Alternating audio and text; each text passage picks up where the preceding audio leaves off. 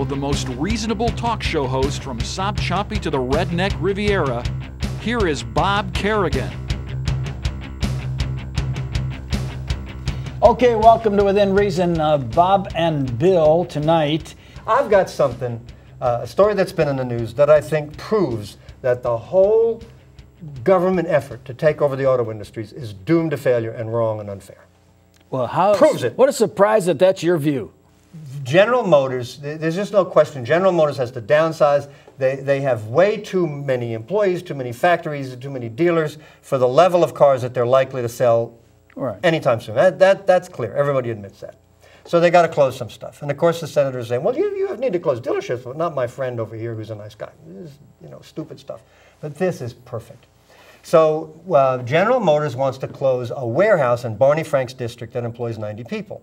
And probably have good reasons. It's not efficient. They're going to combine it into a bigger warehouse, whatever the reasons are. Barney Frank doesn't care about that. He calls Fritz, whatever Fritz's name is, the head of GM, who actually the government made the head of GM by firing his boss. They did, right. And Barney had a word in his ear. Now, the head of GM has to do exactly what Barney wants or he's in trouble. I mean, he'll be hauled in front of Congress and investigated and exposed and humiliated and all this stuff. So he listens to Barney, like he absolutely has to do, and says, well, okay, we'll put that warehouse back. When Barney is challenged on this, well, isn't this unfair? I mean, isn't this kind of contrary to the whole idea of downsizing the auto industry? His spokesman says, Barney's just doing what a good congressman ought to do for his district. And here's what's wrong with that. It's true. That's what about any of our congresspeople would do. I agree. When they get the power. I agree. So what we've got is terrible inefficiency because the decisions are being made with completely disregarding economic sense in the free market. On a smaller scale, in our own community, we have single-member districts. We have people looking out for their district. Even good people. But nobody is standing back saying, whoa, wait, what is in the best interest of the greater community? Right. This is something, this is a good Republican issue. U.S. accounts for more than half the total increase to $1.4 trillion, the amount of money that we're getting for selling weapons. And we're selling weapons to everybody. Okay, I don't care who you are. You got to get who says we can't still make stuff in America? Where's your patriotism? F-15s sell great overseas. They're big sellers. They are. Worldwide, can't make those in China. Worldwide spending on weapons has reached record levels, amounting to well over $1 trillion last year. A leading research organization reported today. Let me see where this is from. I'll tell you in just a second. Global military expenditures have risen 45% over the past decade to $1.46 trillion, according to the latest annual yearbook on armaments, disarmament, and international security published by Stockholm International Peace Research.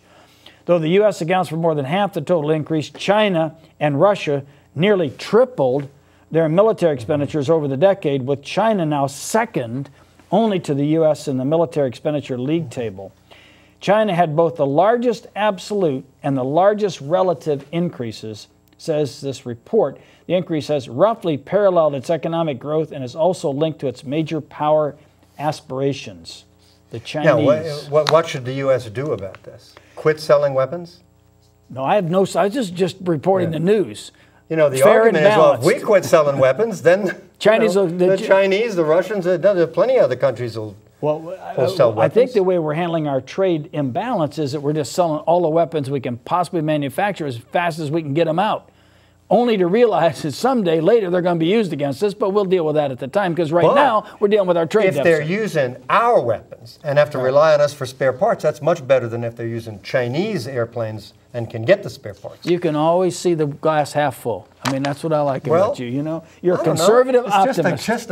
I thought those were mutually exclusive. You know what? I think if in order to be on the proper side of these public policy and political science issues, you ought to be a real pessimist, like the Founding Fathers were.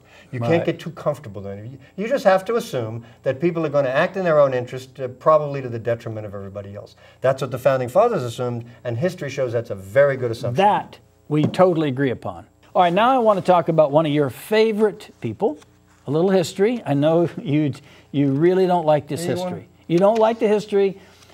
Bill has forgotten who our former president was, the one before Obama. He can't remember his name. He's got a total blank. So we're going to go back and we're going to talk a little bit about this. I tried to preempt this by saying, let's just concede Bush and Cheney are a bunch of bums.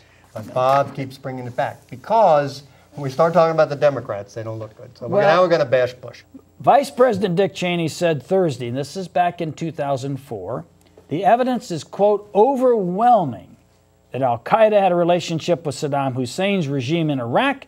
And he said media reports suggesting that the 9/11 Commission has reached a contradictory conclusion were, quote, irresponsible. There clearly was a relationship. It's been testified to. The evidence is overwhelming, said the new Tricky Dick. Cheney said this in an interview on CNBC's Capitol Report. It goes back to the early 90s, Dickey said. It involves a whole series of contacts, high-level contacts with Osama bin Laden and Iraqi intelligence officials. Now, keep in mind, he's just making all this up. Right. Okay. It was pretty much a lie. And they knew it. He had a couple of drinks after he didn't shoot his buddy with a gun. And he said, this is great. Let me just give you some of this. Okay, so here's the next story. Listen, they were going to invade Iraq. They were planning for that before 9/11. Wait. That was the plan. That was the plan. So 2007, now 3 years later, this is after I think Dick shot his friend in the face when he was drunk and a couple of other things. He's had some up and downs, okay? So he's still vice president, though. Bush stayed with him. He's a loyal guy. Vice President Dick Cheney has continued to claim a link between al-Qaeda and Saddam Hussein during an interview with radio talk show host Rush Tubbo Limbaugh. Went to Baghdad. He took up residence there before we ever launched into Iraq, organized al-Qaeda operations inside Iraq before we even arrived on the scene, Cheney told Limbaugh. This is al-Qaeda operating in Iraq, and as I say, they were present before we invaded Iraq. Complete, unadulterated lie. Now you say, well, Kerrigan, why are you saying things like that? Dick Cheney still maintains that. You don't know for sure. You weren't there. You didn't have government intelligence.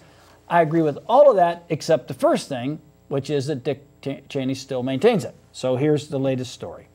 Yesterday, former Vice President Dick Cheney said Monday that he does not believe Saddam Hussein was involved in the planning or execution of the September 11, 2001 attacks. Former Vice President Dick Cheney says Saddam Hussein provided sanctuary and resources to terrorists. He strongly defended the Bush administration's decision to invade Iraq, however, arguing that Hussein's previous support for known terrorists was a serious danger after 9/11. Cheney, in an appearance at the National Press Club, also said he is intent on speaking out in defense of the Bush administration, all of which we know. I do not believe and have never seen any evidence to confirm that Hussein was involved in 9/11. We had that reporting for a while, but eventually it turned out not to be true. Thank you, Dick Cheney. What a buffoon to be Vice President of the United States. He, however, was better than Dan Quayle. Now, I'll give you equal time to respond to any aspect of that you want. Not too much time, but a little time. You can't disagree with that. You know, we got into that war because of bad information. And you think it was bad information, or do you think the information was ginned up? The country had bad information. Yeah, the country. I think it was. Yeah, Bush had good information. There is no question that the intelligence was distorted, exaggerated, changed. You know, it wasn't good intelligence, and we never should have done it. And we're still the consequences. there. And what we did was the best thing that ever happened to Iran. This awful. It's not a totalitarian state, but it certainly is a theocracy, a wretched place, our enemies, supporting our enemies, and we helped them out a great deal. We did. And shouldn't have done it. We united the Shias in opposition in a way that could never have been accomplished. This is it for Within Reason tonight. Bob and Bill, we're glad to have you with us. This program is rebroadcast on Monday and Friday at 10 p.m. I think it's 10 p.m. and I think Friday morning. We'll see you next Wednesday night, and thanks for joining us. Good night.